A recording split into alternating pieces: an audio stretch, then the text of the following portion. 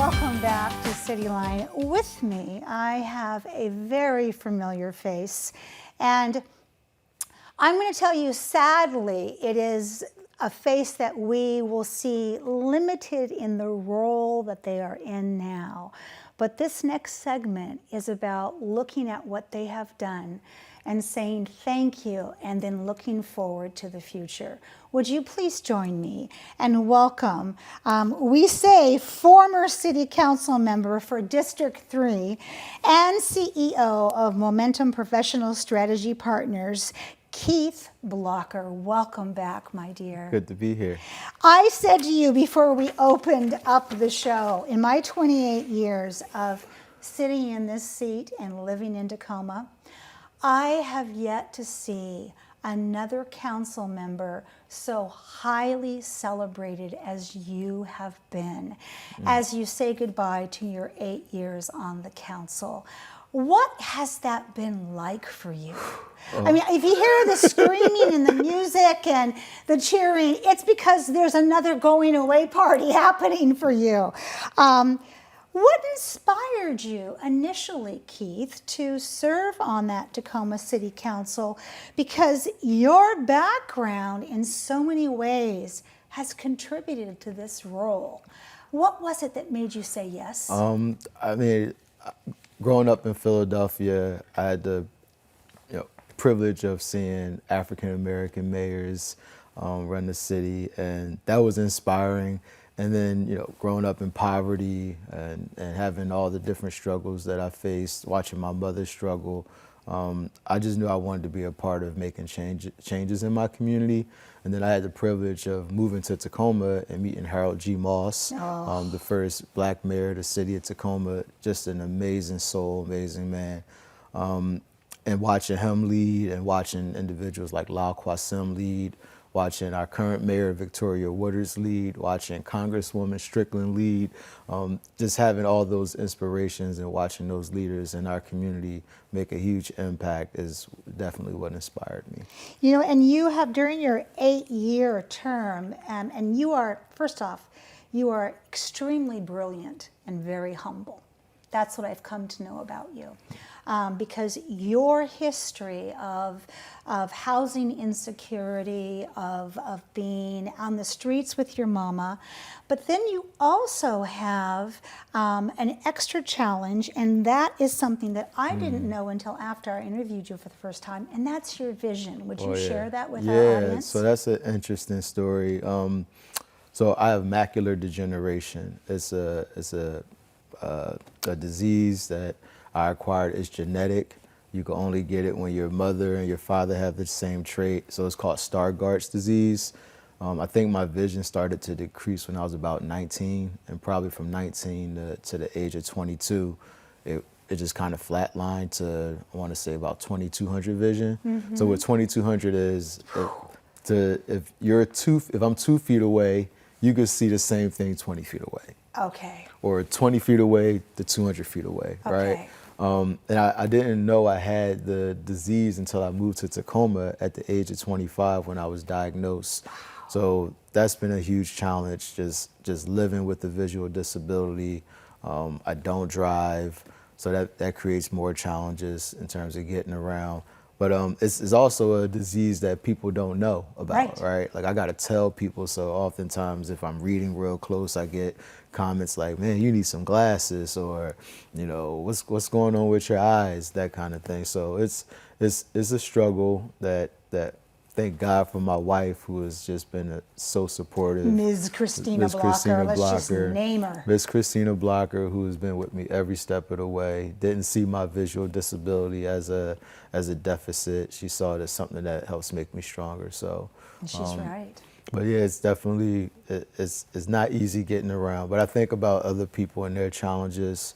It just makes me more empathetic, recognizing that people have disabilities or people have all kinds of issues that we may not be aware of. So I tend to think about that. And this beautiful woman, could this be the love of your life? Oh, that's the love of my life. There she is. There she is. You know, and when you talk about just the partnership that you have, I want to highlight, Christina, because I don't know if people really understand how much information a council member has to be responsible for. I will never forget a visual of Mayor Victoria Woodard's when she was on the Metro Parks Board. And she was coming up to the podium to sit down, and she tripped. And this huge book, boom, of stuff fell onto her seat that she was responsible for. Right. And that book has not changed. It's become bigger as you become more involved in our city. So during that 8-year term of all the information that you could not see, that you had to be responsible for, that beautiful Christina Blocker helped you with, what do you consider that most significant achievement if you only had to pick one? I mean, getting through it has has been a huge achievement. Like 8 years is a long time to do one thing. Getting through the pandemic was a huge challenge. The racial issues that came up during the pandemic has been a huge challenge. But generally, just like reading the information and getting the information. I use a lot of technology. Which you're smart. Technology, iPhone is really helpful. iPad is really helpful. Definitely has a good amount of accessibility. Devices that I utilize to manage all the things that I have to read. So it's definitely an additional work that adds to already a hard job. So I only have 3 minutes, and I have 5 questions left, and I don't know how this ever happens all the time, but here we go. When you think about somebody else who is wanting to run for city council, and you've done this, what do you say to somebody who wants to sit in that District 3 seat? Or what did you say to someone who's going to sit in that seat? Yeah, I mean, it's a huge honor to do this work, number one. It's a lot of responsibility. I guess I've been known for saying, like, when it comes to getting work done or trying to, find your vision into this role, the challenge is figuring out how to deal with things not being legal and figuring out how can you afford things. So essentially we manage a huge budget, right? And we pay people to do the work. City staff budget increases every year. Right, so we have to accommodate our hardworking staff members. So figuring out how to leverage the different complexities and manage the budget is a huge challenge.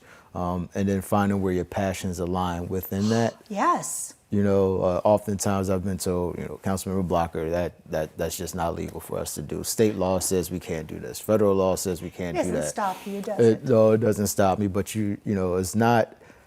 it's not construction or demolition. It's more like surgery, figuring out, what are the details, how can we drill down and figure out how to get this done. And that's very time consuming. So if you want to see something happen overnight, city government is not the place for you.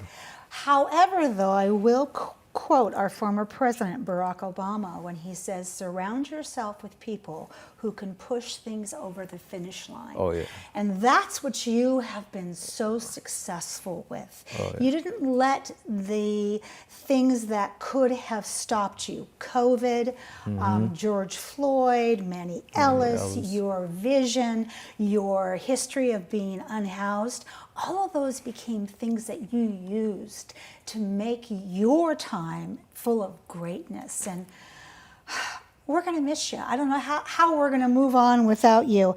We have 30 seconds, and I'm going to give it all to you, because who do you want to thank?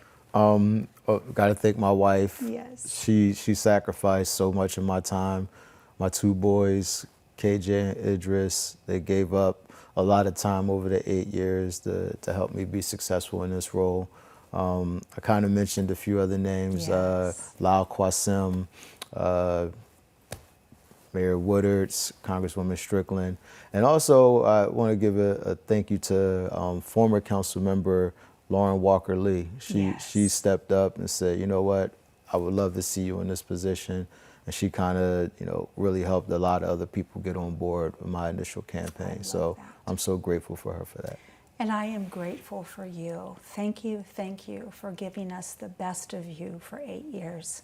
And I can't wait to see what you do next. Thank you. Thank you. Well, that wraps up another great segment of CityLine. It's always a pleasure and a privilege to be in your home. We've given you some great things to think about in this past hour, so please go out there, be a part of the tapestry, and above all, pay it forward. And when you come back, as always, we'll be waiting for you right here on CityLine. Take care.